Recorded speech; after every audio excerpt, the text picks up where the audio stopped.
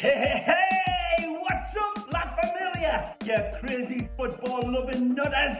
This is Ray Hudson, and you are luxuriating in listening to the Inter Miami podcast with the stupefyingly magnificent Jay and Alex. Two lads who are as electrifying as a hairdryer thrown into a hot tub. Stay tuned, because you know what it's going to be. It's going to be magisterial with an amplifier.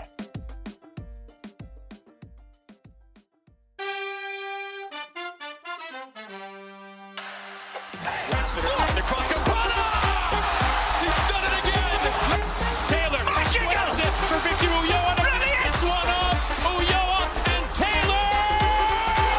Job done for Inter Miami. Led in by Moses. What? 6. It's 2 for Miami. Damian Lowell doubles the lead. Some days you can just sense something wicked this way it comes. It's okay. Hey, second time's a charm. It's fine. And you know what else is fine? Is this lovely race to the end of the season, all the way up to the top, which we don't need. That's a lie. We just need to sneak into the 9th spot, ideally 8th, because we'll get home field. But if we can get 7th and just go straight into the playoffs, that would be lovely. But everything worked out this last game, including the teams that needed to lose. Do you feel? Do you believe? Do you have freedom to dream? Do you believe now that we stand a legit shot of potentially doing this? Yeah, why not? You know, because why not us? Why can't we? I mean, because ideally what we'd have to do is like win out to give ourselves a prayer, right? So why can't we do that? Because it seems that seems to be the trend now. Like I feel like we're never losing again, so this works if that's the plan.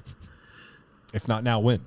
Yeah, like, I mean, if we're going to choose a time to turn it on, I mean, this is a great time to do it. And we're technically not in last place anymore. That goes to Toronto, who's played 3 more games with us and have 3 less points. We are a massive club. Absolutely massive. 14th, baby. And, yeah, mathematically, it's certainly still possible. I think even if we lost like 2, maybe even 3 games, there could be some love from the soccer gods. But welcome, everyone, to the Inter Miami podcast. I am Jay Kington, joined by Mr. Cali Urrutia. Nailed it. Thank you. Been working on it.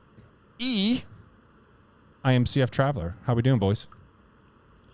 Hey, I'm feeling good. It's always nice to come off, 2 more straight victories for this Inter Miami squad that looks scarier by the day. And, it gives you some false sense of hope and security as we head into this extremely busy run of the season, and a run of the season where Miami will be missing multiple key players at points. Don't get ahead of yourself. We're going to be getting to this. There is plenty to discuss on this episode. We do have 2 games though, and I just want to get right into it.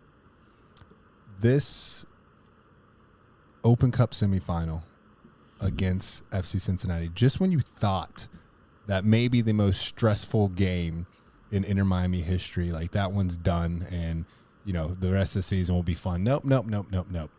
Right back to it, man. Right back to only a few days off, barely any time to rest, and then we get thrown into a wild game, going down and clawing our way back, going up, then equalize, and then we go to penalties again. And I was at that moment like, oh my shit, my heart cannot take this. Like literally, not like my heart's back, like my heart.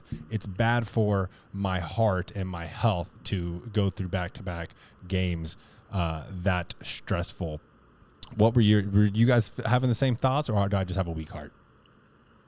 No, man. We were all right there with you. It was, I mean, as much of a roller coaster as we've experienced in terms of how the game played out, right? Because we go down 1-0 before at the half, and then almost right out of the gate, Brandon Vasquez gets her second one, and then slowly but surely we claw back, and it looks like we're gonna win. And then Kubo buries one in the 114th minute, where it sends us to PKs. And it was a roller coaster. I was emotionally drained at the end of it, but we're here, baby. We're ready to play in a final. ready to play a final. I hope it's not intense, but yeah, I mean, this one, started fairly early. I mean, you could tell Cincinnati crowd was certainly hyped, and it was only 18 minutes when Lucho Acosta found the back of the net off a really, really cheeky play, and then we go into half, trying to regroup and come out of half, and boom, Brandon Vasquez and Rich. I mean, everyone knew these two players are going to be probably the two biggest threats to score, and then we're down 2-0. The stress started to set in. I even was like in my head, like, you know what, we just won the Leagues Cup. Like, if it's finally the time where we lose because we're so exhausted from going, every single game with like a 3-day break, so be it. And I almost resigned to that notion, but then I was like, hey, like, we have Messi.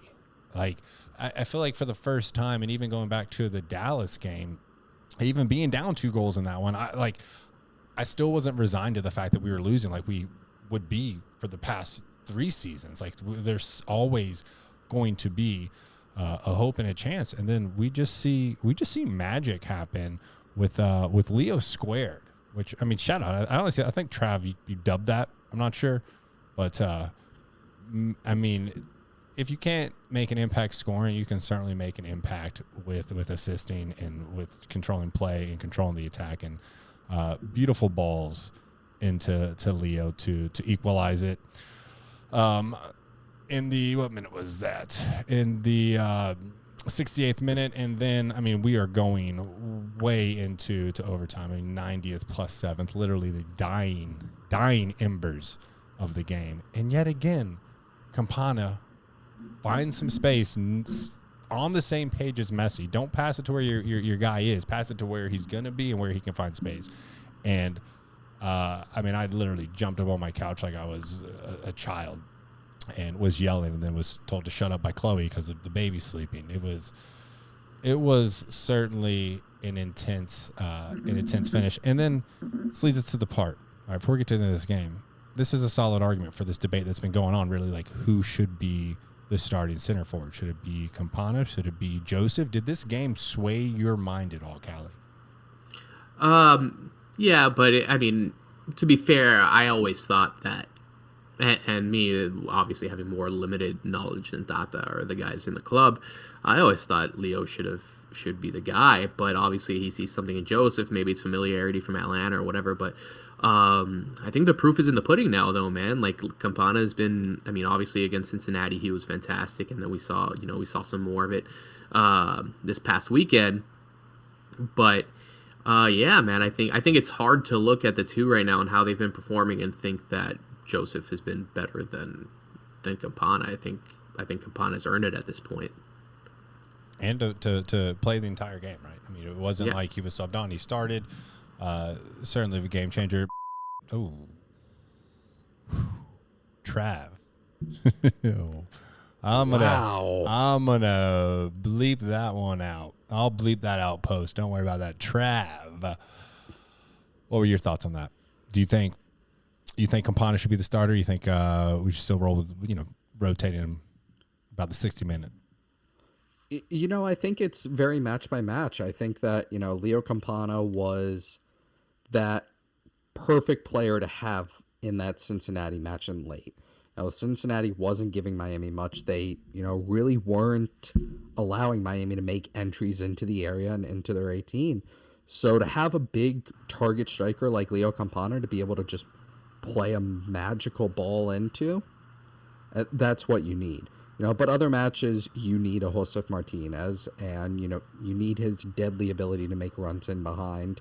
Like we saw, against Cincinnati in extra time, and how he made that run in behind off the ball from Ben-Ha Kramovsky. So, I think both of them have their uses, and it's going to be very match by match for both of them.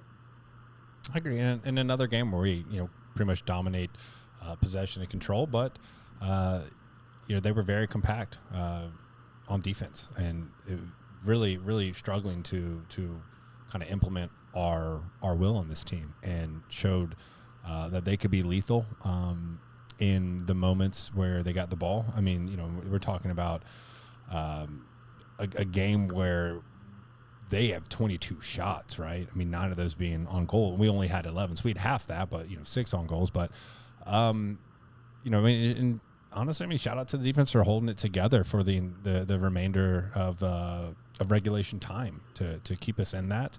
And another goal late in that game would have certainly been devastating and ruled us out. So I mean, many good things to come from that. And then we go into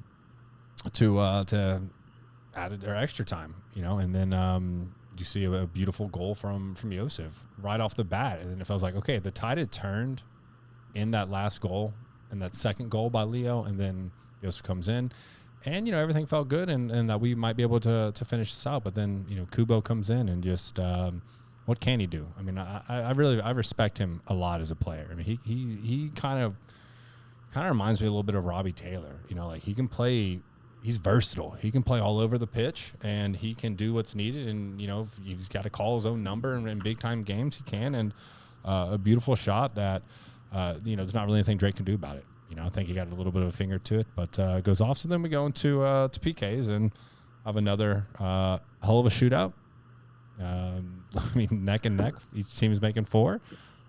Drake's able to stop haggling, and then Ben Hawk comes in to have another great moment in his, pretty storybook, real first season and kind of coming of age time we're witnessing here, where he gets to have the 5th penalty and the dagger, and does it yet again. And all that stress is over. And like we've said, I think we've all stated this multiple times, is this was the championship game in our minds. Real Salt Lake, sure, good team. Houston, good team.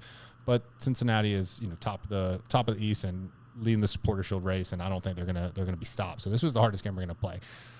Now the way the chips fell, Houston takes down Real Salt Lake in a pretty crazy game, but gives us home field advantage for the final on 9/27.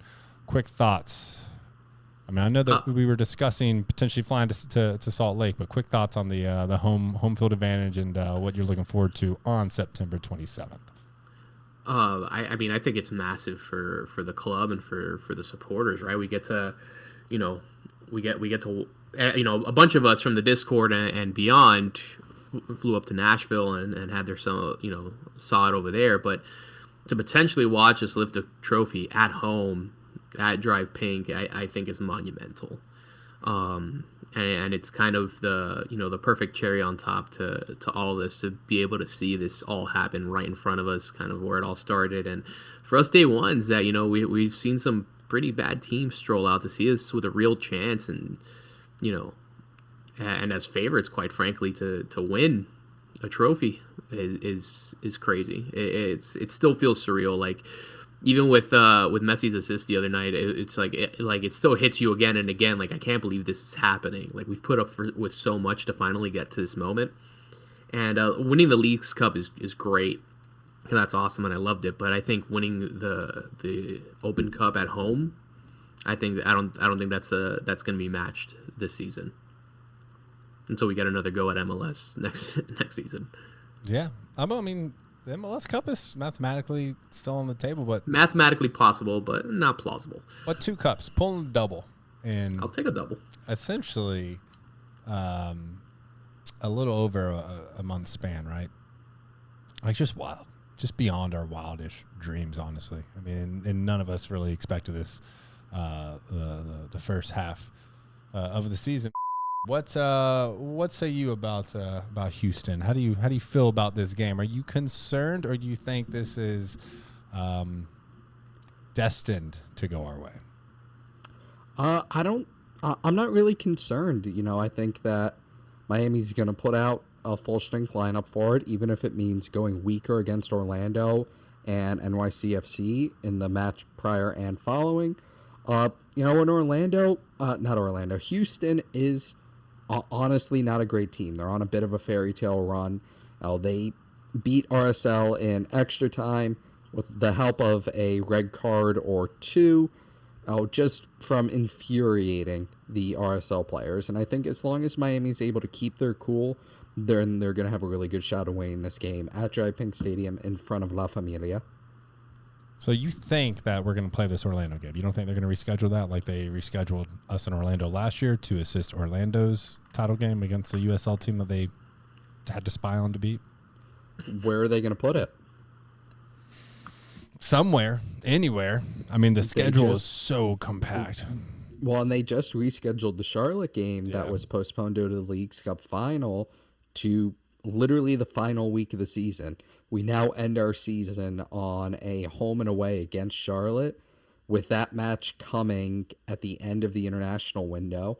Leo Messi probably won't play in that Charlotte match at home because he's plays a match in Argentina the night before. So it's unreasonable to think that he's then going to play 24 hours later in Miami for Miami. So, I don't know where they're going to put it. Can we just throw it in the break between the 7th of October and the 18th of October? Can we just do that? They'll do it for Messi. If we just I fully believe the league will do it for Messi. If we got to play two academies, we'll play two academies against each other. That's fine. We all know how that went. The day I genuinely I throw away an MLS game for this. Like, just fucking do it. I don't give a fuck. Let's win this thing. It's going to get convoluted, right? Like, what if?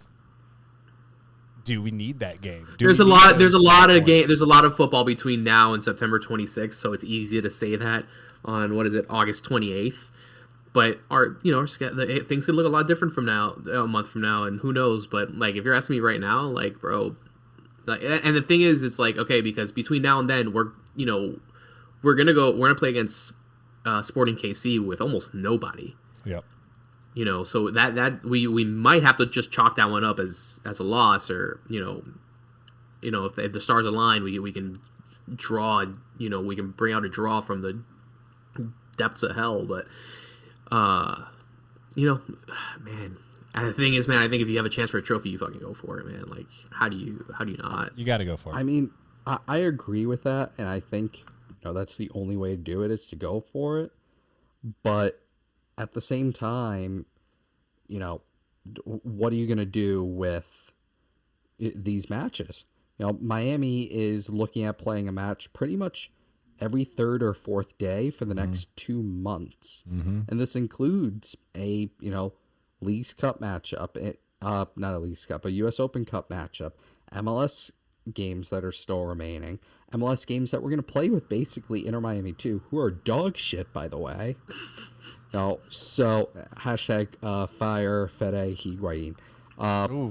Rid ourselves of that plague.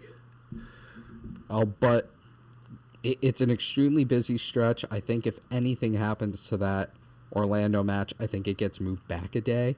Gets moved to Saturday instead of Sunday.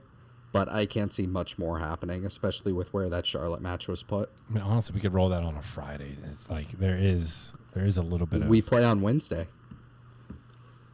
Oh, yeah, the dates are off.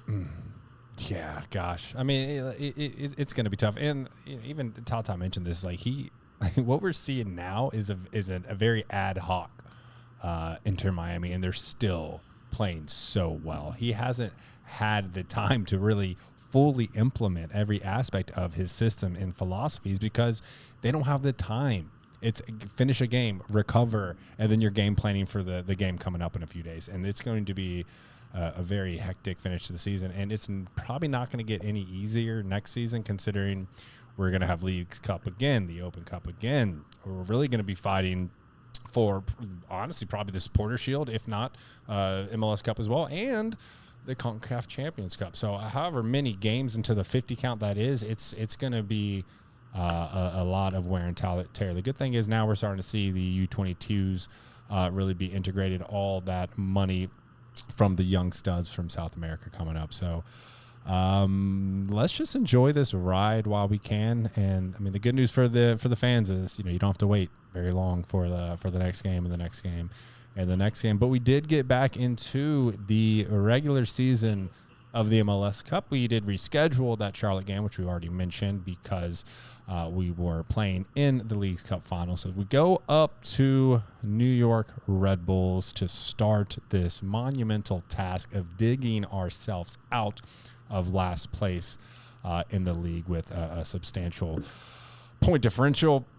And of course, we did get some luck in the other games, but I got to be, full disclosure. It's been an intense month and a half traveling, covering all these games, doing media responsibilities, trying to do that while also trying to raise a young baby, raise a growing boy, and then try and put some time into my relationship. So I did have to opt for date night on Saturday. So, Callie and Morgan, I'm excited. Take the reins of this ship. That doesn't make any sense. Take the reins of this horse and guide us through that lovely win we had up against New York Red Bulls.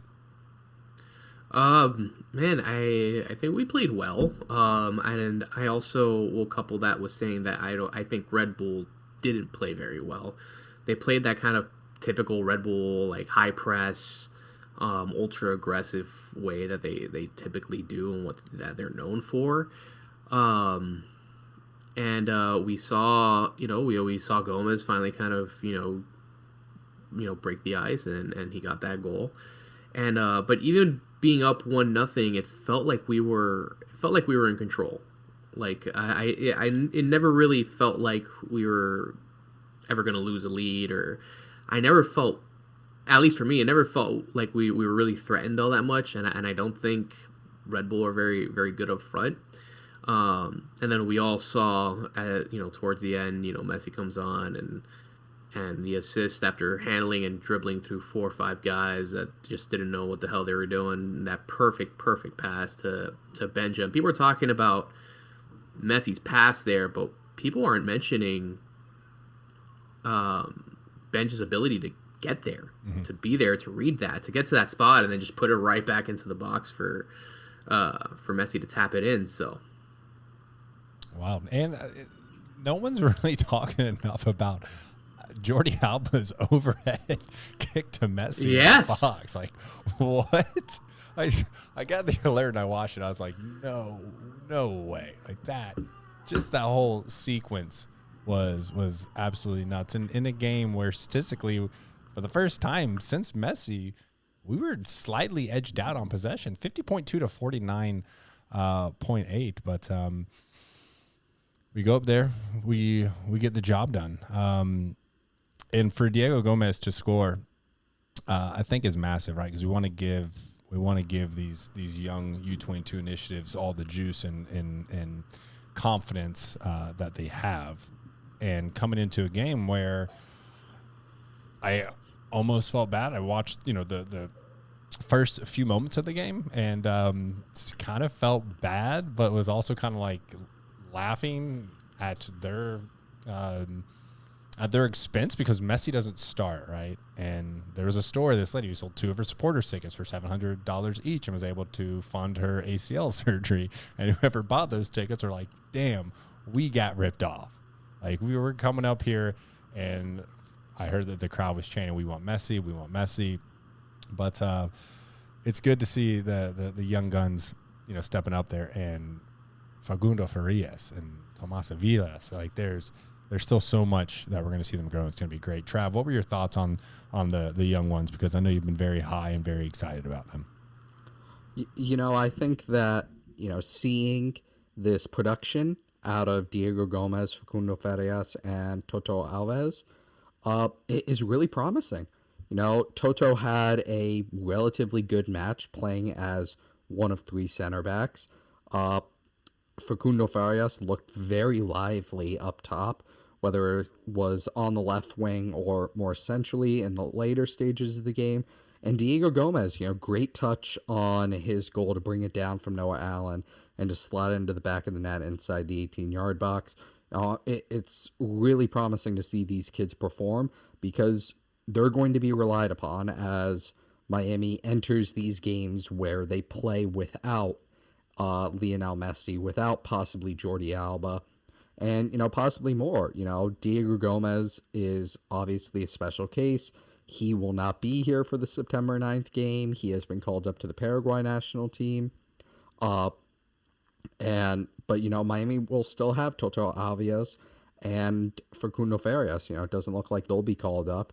So, a lot of potential, a lot of promise there. And these are the kids that, for Miami, they're the future. These are the guys who they're going to sell to Europe in, 1, 2, 3 years and be able to then build the next great Inter Miami team after the Lionel Messi era is over. It really does snowball.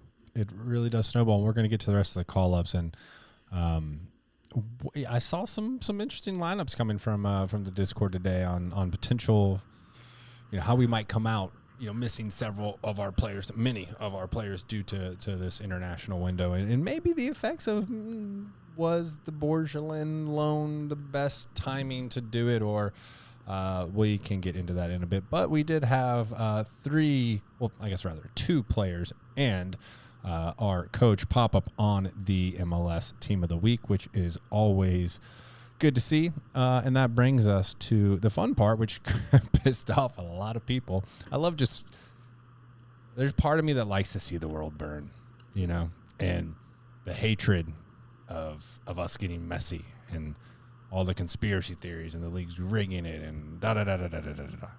So now the power rankings come out, and everyone's throwing a fit that we're too high. We're the last place team in the league. And maybe some people struggle to differentiate between league standings and power rankings and what those two mean by definition.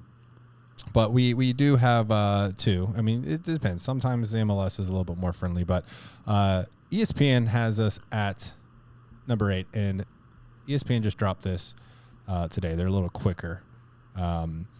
Whereas the MLS drops it typically on Tuesday, and they've got us at 7th. And then we've got, Orlando fans all mad because we're so much, higher and above them, even though we took down the Supporters Shield leaders in Cincinnati, took down Nashville. And, I mean, we're going to make our way through these top 10s. It's going to be fun. And not to mention as well the Union. But 7 and 8, do you guys feel that's appropriate? I'm really going to be keeping an eye on the MLS dropping theirs tomorrow. Do you think that's an accurate representation? Would you push us even higher, or would you have us a little lower because we are, now the 14th ranked team in the East? Kind of like how you mentioned, it's so important to differentiate between standings and power rankings. Power rankings are more of a condensed recent scope of how you're playing, whereas standings is obviously your official standing within the league. That being said, I mean, I don't think there's an argument that Miami's been the best team in MLS for the last month or so with Messi getting here. I mean, we haven't lost. We've gone into PKs and stuff like that, but we've won and we've played well. I'm not gonna say that. I mean, I guess through my pink and black, my Rosé Negra lenses, it's I'd say we're the best right now, but I don't have a problem with it. And I think people put a lot of weight into power rankings when the fact is they don't matter for much except for eye candy for fans and banter, right? Just mid-season banter. Yeah. So Orlando fans are going to be pissy. Like a bunch of fans are going to be pissy. Like everyone's already pissy at us because we got Messi, and everyone's up in arms about it as if they wouldn't be thrilled if their team signed Messi. But I am completely content being the villain of the league. I'm completely happy being the most hated. I'm absolutely ecstatic to finally have something like that down here. So it's kind of like LeBron era Heat, right? Like everyone hated us because we were the best, and because people were like, "Oh, they got a super team." Like, yeah, sure, we did, and you would too if you had the chance. Mm-hmm. So I'm not gonna sit here and cry about it. I'm gonna enjoy it while it's happening, and then you can be mad, and I'm okay being the villain. I'll be the villain gladly. Well stated. Hate us because of the anus. Yeah, and it does. Damn it, Jay! You stole it from me. Oh, I'm sorry, buddy, but again, there is a small part of me, the whole mission of always doing this was to spread love, positivity, awareness, try and get as many people into this team as possible. Always do the right thing and try and be a good person, but deep down, what you don't see is the dark side of me that likes to watch it burn, and I like seeing people all up in their feelings, just like you said, Cali. Like we're horrible, we're cheaters. Like they wouldn't have been ecstatic if the same thing happened to them. Like, they're mad that a superstar, a demigod, chose to live in Miami over Columbus, Ohio. Like, that's not our fault, all right? Like, that's not. Be better. Yeah. Like, be in a better location. Don't be in the Midwest. Yeah. This would never happen to you. Have a better city. Trav, what do you put us higher than that? Do you think that's fair for kind of everything in this season, or what are your thoughts? I think, putting us 8th, which is, I think, where we were today, I think that's fair for where Miami is right now. Well, Miami, theoretically, hasn't lost in, 8 straight matches at this point? And, they look unbeatable when a certain Lionel Messi's on the field. And, they even showed against Red Bull New York that they can do it without Messi. Now, Miami struggled a little bit later in that game, but for the most part had that match under control without Lionel Messi and without Sergio Busquets on the field. So I feel like, it's fair for where this Miami team is at this point in the season. If you take the entire season and include the pre-Messi era, then yeah, it's a different story. But right now, with where we are in the season, it's fair. All right. And one more little accolade to shout out to the MLS, has been doing this young players, kind of week to week. And match day 28, young players who performed or overperformed, number 1 on the list, Diego Gomez, baby. So shout out to him. It's going to be really fun seeing what was it, like $15 million of total in total to integrate these 3 and get them over here. So it's going to be a lot of fun. And we're back in action on Wednesday. So again, not a long break, and this is very cruel in my eyes, but again, in the spirit of watching the world burn, why the hell not? On Wednesday, 8:30, not at 8:30, August 30th, taking on Nashville in our regular season game after taking them down in the League Cup final. The best part about this to me is we're going to be doing the trophy presentation to the fans because it's our first home game back, and to do it while we're also playing the team we beat is just beyond I don't know, poetic justice, serendipitous. It's absolutely hilarious to me. Just flat out funny, man. I love it. I feel bad for Nashville, like for the players, for Gary Smith, just because I don't know if they've mentioned more about it. I'm assuming that it's going to be at halftime. Right, so I don't think they're going to do this. I've heard it's pre-match. Oh, pre-match. Okay, well, whatever they want to do, it's hilarious. But not to get too far ahead of ourselves, right? I mean, yes, we are feeling ourselves right now. We are maybe a little cocky, but Nashville is a very, very sturdy team. We just went all the way to the wire, 11 rounds of PKs against them, and now we get to get them up here. But they did have a bit of a rough week. They got absolutely slaughtered by Atlanta 4-0. So they're probably a little down on their spirits, but also wanting to kind of, not only get some revenge on us, but get back into the form they're used to. And I mean, I feel like we just spoke on them, but team defensively disciplined. They are so great at keeping formation, at condensing as the pressure's coming, of stacking the box, of executing low blocks, and then, you've got studs on the counterattack. You've got Moyle, you've got Fafa, who terrorized the wing. You've got Surridge, who is going to be such a stud in this league, depending on how long, he's going to be here for. Then, of course, the reigning MVP, Hani Mukhtar. Given our frequency of games, there's probably still going to be some resting and some rotating going on, but are you guys... do you guys feel this is going to be a battle? Do you feel like it might be a little different in our domain at Drive Pink, or what are your thoughts on this game coming up on Wednesday? It's weird because it not to call it a trap game, because obviously Nashville are a good team, and I said it in the Discord, and I said it to others that you can argue that for the 90 minutes of regulation time, Nashville looked better than we did. They're a very good team, man. I wouldn't be shocked if they came in here and brought us back down to the wire. Again, never lose again, but if one feels like it has that possibility, it's kind of this one, just because, again, we've played so much lately, and we're still kind of coming down off of this high a little bit, and we're gonna lose eventually. Are we? I don't know. I've been saying we might not lose for 2.5 years. Hey, maybe not, but it's one of those games that kind of feels a little funny. A weekday game, I don't know. At the end of the day, we have Messi, we have Boosie, we have Alba, we have Leo.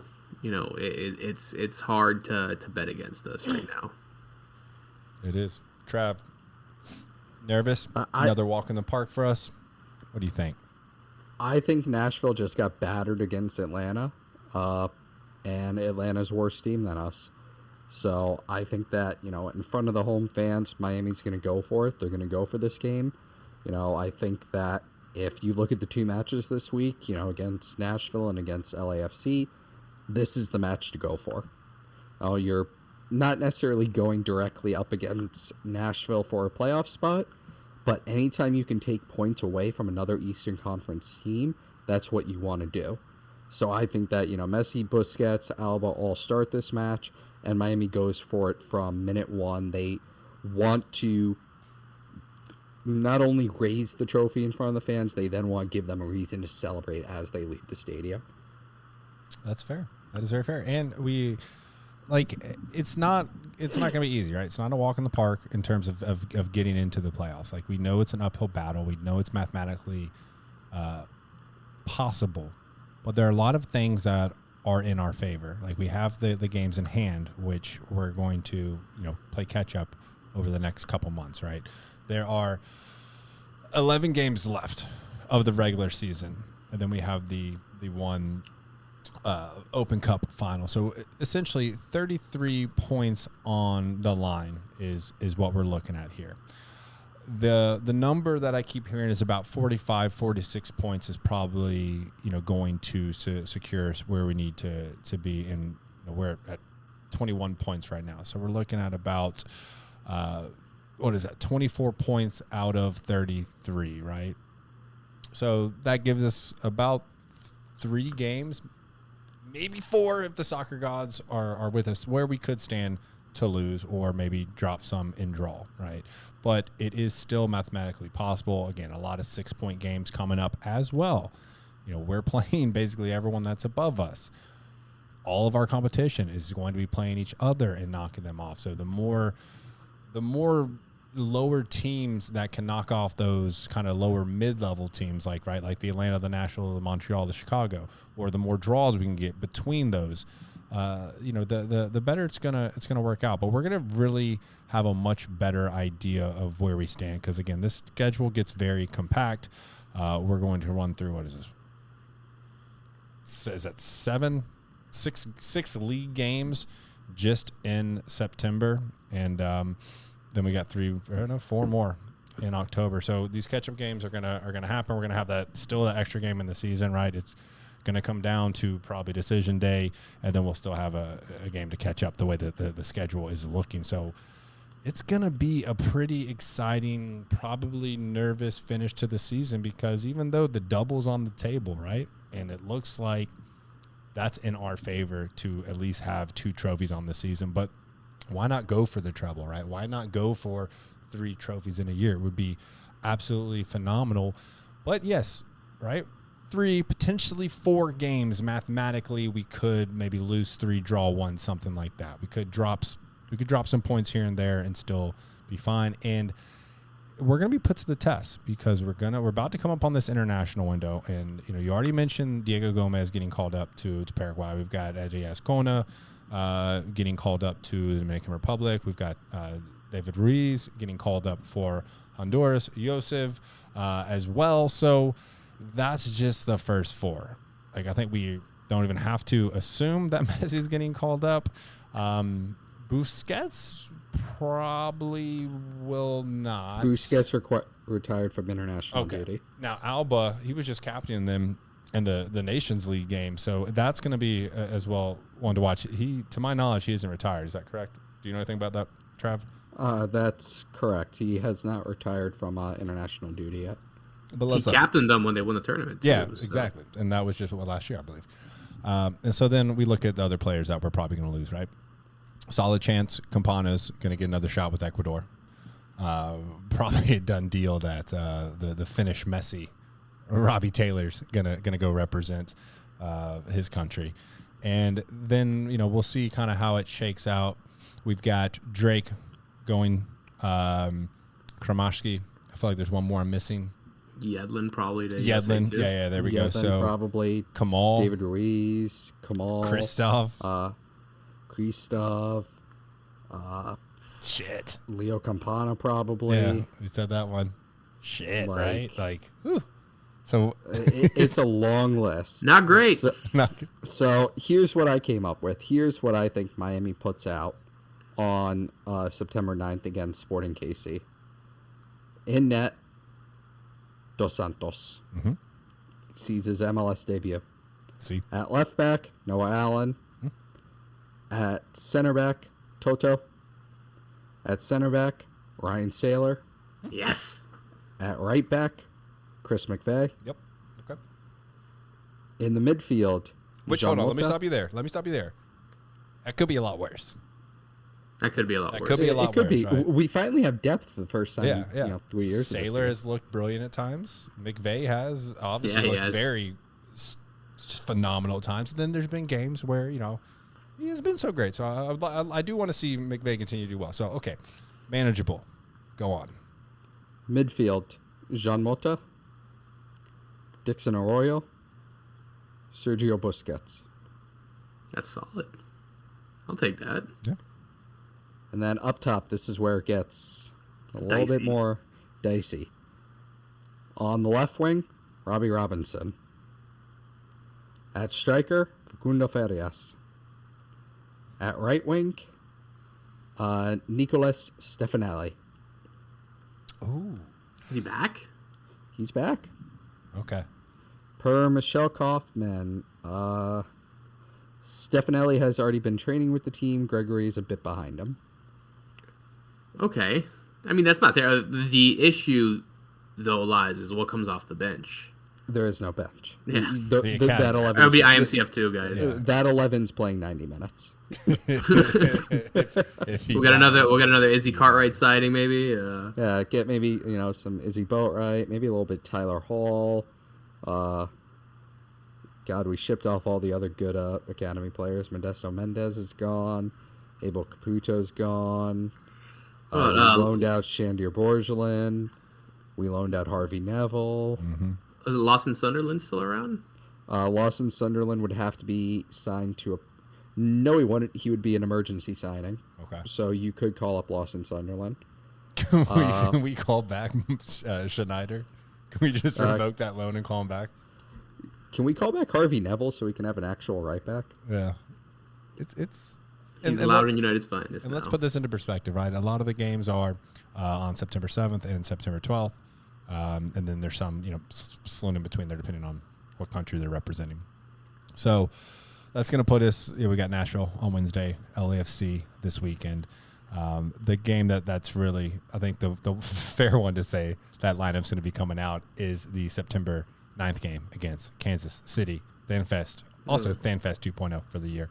And then even if it goes to 12th, I mean, these players might be coming back and in theory could probably get back in time for the Atlanta-Miami game on September 16th. And then, another international break coming up in, was that October? Yes. And so then we're probably going to be missing, depending on how that one lays out, potentially that first, back-to-back against Charlotte or maybe even Cincinnati. So we are going to see exactly how much Messi is meant to all of this, right? Because I think a lot of players have been elevated. Their confidence is high. Can we do without our starters? Can we just hold to a draw? Like even getting a point out of those, I think is absolutely crucial. But man, it's going to be a challenge for the team. It's also going to be very interesting to see all these players who have not started together and have not all seen the pitch together, how they can come together in the weeks that they're needed. Yeah. I think we just need Gregory back. Simple as Get that. Gregory. Yeah, I mean, get Gregory back by that's SKC match. Boom, done and sorted. We win that match Dixon, off and a Gregory. That's a. Well, you'll have Busquets. Yeah. Okay. Yeah. So, but so- at least there's rotation there, right? If we need Yeah. to. If we And if anything, then if you have Gregory back, you play a fourth midfielder, play Stefanelli and Farias up top. You can leave Robbie Robinson on the bench so that he can puke in the 70th minute when he gets subbed on, and just call it a day. And just go 4-4-2. Yeah. Yeah. 4-4-2 diamond. Yeah. Tata won't do it. I'll preface all of this by saying Tata won't do that. Tata loves his 5-3-2 or 4-3-3. He won't budge off the two of them. We can't play a 5-3-2 because I don't know who the fuck we would play at right back unless it's going to be Izzy Boatwright. I want full man City. I want 3-2-4-1. Right? Just have listen, Busquets Jeff. and Gregory holding it down, and then just the rest of them all up top attacking. You can even have Fagudas up top. Like I don't even care. Or like have Farias up top. Like it does not matter to me. Just go to the all out 4 midfielders up into the attack, just moving that ball around. Yeah, it's gonna be interesting to see what Tata does because, and kind of how we mentioned earlier, like they haven't really trained or anything like that. There hasn't been too much time to like refine or tinker or anything. Like it's just like we play, we rest, Yeah, and we're hopping on the plane for the next one. You know, it's gonna be interesting, and but it'll be good for some of the young guys to get some opportunities. You know, hopefully these guys training with Messi every day elevates their game a bit, and we can at least salvage a couple draws or something like that, and we'll be all right. But I mean, I think after the LAFC game, the practices are probably going to be A team versus B team a lot, and just get that squad that's going to be playing together in that KC game. Try and get them as much training time as you can, so they can try and get that chemistry and cohesion up. And if that's the case, then they're playing against obviously some of the best players in the history of the Spanish national team as well. So we'll see how that works out. But moving on. Let's not beat a dead horse any more than we need to. There was a nice update that came out today, Trav. It looks like we are finally breaking ground on Miami Freedom Park. Timelines. I've seen a lot of people saying this is going to be ready in 2025. I'm still have such little confidence in Miami politics, but at the same time, the highest level of confidence in Miami construction companies. What are we Well, at looking this at? point, it's no longer Miami politics that matter. It is Miami construction. How quickly can they build this thing? Because We're not going to run into any green space issues with the city or the county? They've had their plans approved. They picked up their permits. They've begun construction. The only way that I see Miami running into issues with this is if the city says or the county says, we don't like that, you're basically only building the stadium and, the important things, the stadium, the parking lot, the shops and restaurants around it, that you're building that first and then everything else is going to get kicked down the road. That's a very big flashback to Dry Pink Stadium and the supposed park that has never been built in the yellow lot, and that was pushed out again this year when Lionel Messi signed. But I do think that Miami is working honestly and, will build those things. They're just going to focus on getting the stadium up. And I think a 2-year window to do that is very realistic. They'll do everything in phases. The remediation will start with just that area. They'll finish that area. Remediation will move on. That area will then start its next step. Mm-hmm. And everything will be phased out so that the first thing up is the stadium. So that all that matters is second half of 2025, we can set up, a game, like let's say against Orlando and be like, this is the first ever game at Miami Freedom Park. Pack the house, boys. Yeah. I thought there was a stipulation that they couldn't build above 3 feet without completing the green space first. I thought that was worked into this deal. Well, then they just don't remediate the green space. Fucking grass. That's all that matters. It's green space, isn't it? I think, If I think Miami green runs space is into a the- term for park. I think that's If what the Miami, city wants. they call it a park. Vista View Park in Weston is a literal fucking landfill. Now, if that's a park, and we're not allowed to have some shitty old golf course and call it a park for 2 years while we build something on it, then what is? Now, where are my kids going to get more damaged at? At Vista View, playing on top of an old landfill where they may or may not find a needle, or on top of a old golf course where a bunch of people, played golf for years on top of arsenics and Miami trash and probably crack cocaine. That is the most South Florida. Yeah, that's about right. About nailed it. Story I've ever heard. Trash and heroin needles or deadly levels of arsenic. Whatever. And we wonder why the cancer rates are so high in this country. I'd also, just to make it an even more Florida story, there's a lake about 5 minutes away from Miami Freedom Park, formerly Melry's Golf Course, that was found to have 38 cars in the bottom of the lake. That's very Miami. That makes sense. I remember seeing that article. They haven't figured out if there's bodies, drugs, what in there. The answer is yes. Yes. The answer is yes. It's always yes. To any question that you have, are there drugs? Yeah, probably. Yeah. Is there bodies? Yeah, probably. Yep. I mean, come on. It's Miami. It's South Florida. It's a city We're built on always gonna cocaine, run- man. There's bodies and drugs down there. This skyline didn't build itself, right? This wasn't built on It was built on fine powder, on baby. hope and good intentions. Yeah. Some fine Colombian bam bam. All right, moving on to the other exciting piece of news that gained one of the Pod Squad members instantaneous worldwide fame. He's definitely getting it printed out and put on his wall, probably. I'm not going to steal the thunder. Okay. Go ahead, Trev. Now it's getting weird. Yep, go ahead, Trev. So Inter Miami announced the roster and staff details for their academy teams this past week. Inter Miami has academy teams ranging from U12 to U19. They play in all different levels of competition. U12 to U18 all play in MLS Next. The U19 play in the UPSL. And one big name on the U12 academy team, formerly unattached, is son of Lionel Messi, Thiago Messi. Thiago Messi's the 10-year-old oldest son of Lionel Messi. He joins the club after previously being unattached and will be playing 2 years up on the U12 squad this upcoming academy season. Sure it's not the U9 squad? There is no U9 squad. Let me just put this out here for everybody that listens to the pod. In the United States, there is no such thing as an academy under U12s. U12 is the lowest age an academy can be sanctioned in the United States. This is because underneath U12, they don't want to overwork kids.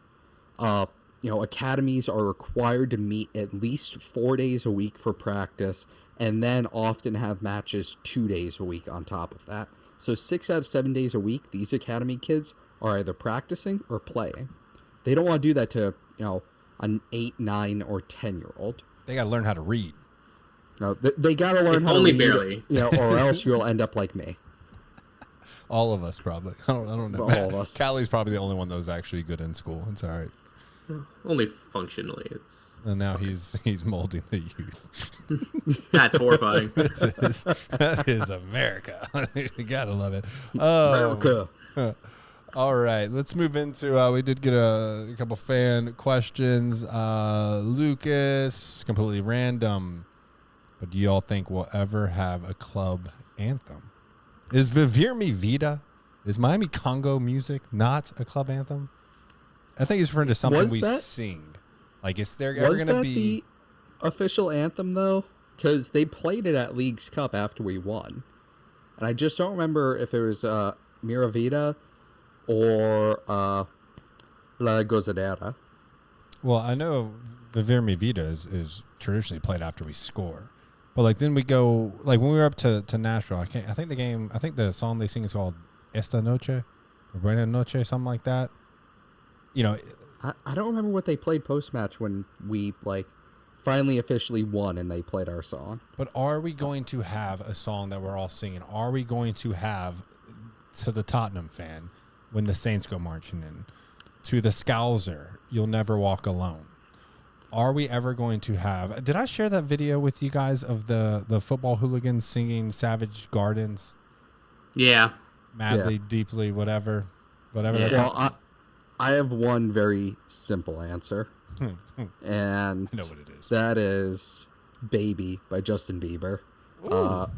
We're going to reword it to, instead of baby, baby, baby, we're going to reword it to messy, messy, messy, messy.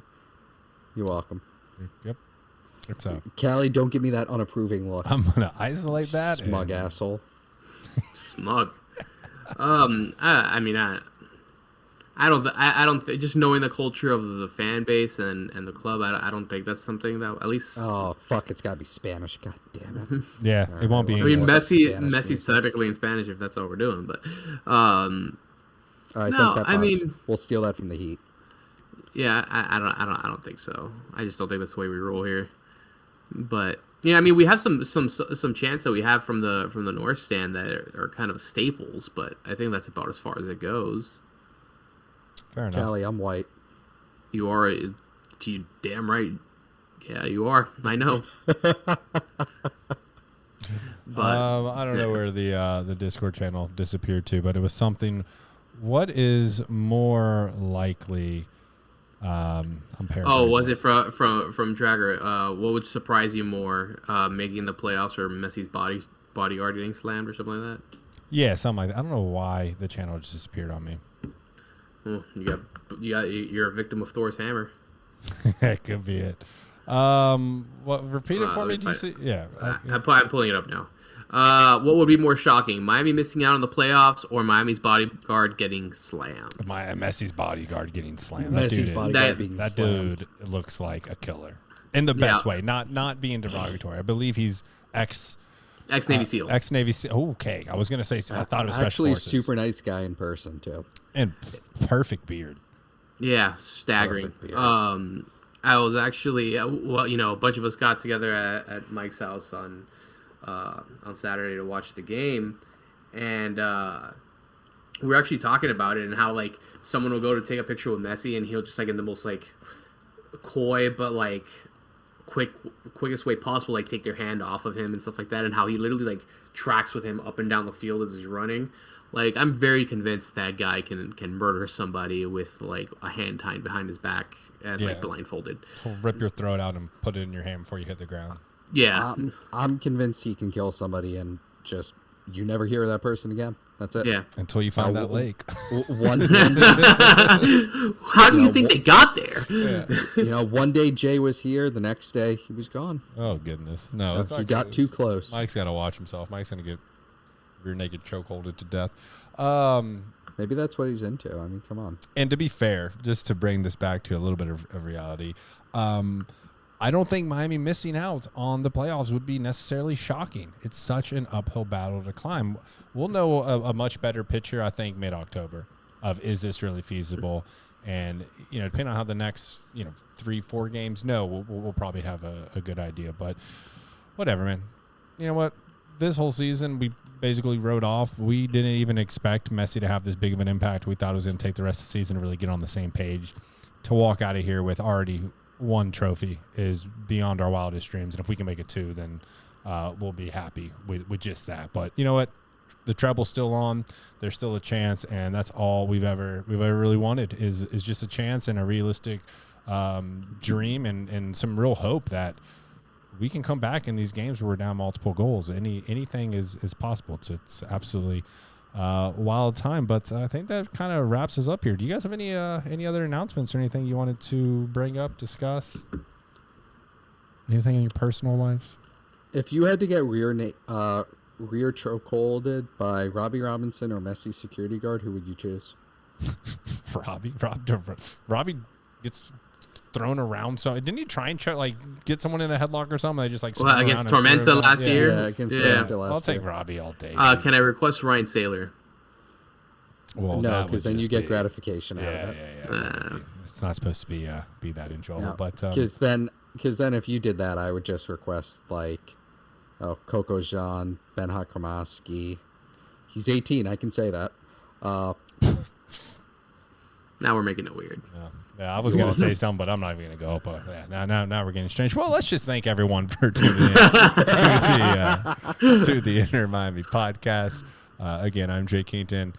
Shout out to the homies from the Inter Miami podcast universe, IMCFTraveller and Cali, for joining us today as we continue this kind of new format where we're rotating everyone in. And I really like it, man. I really do like it. We got Trav Chats coming up on Thursday. I think you've committed to that, so that'll be fun. Join us live on Twitter. Join Trav live on Twitter. I will maybe pop in there if I can. X. Oh, Sorry, yeah. I forgot we have to read I will not call it X. There we go. I like that. Take that stance. Follow us on Twitter/X. Whatever you want to identify is. We won't judge you either way. It's at Inter MIA Podcast. On Instagram at Inter Miami Podcast. Follow Traveller at IMCFTraveller. Follow Cali at Cali U44. 44. Damn. All right. So close. I was going to say 22. Yeah. That's my Instagram one. There we go. In fact. And as we end every single episode, Vamos Miami. Vamos, Miami. Vamos, Miami. What the fuck was that?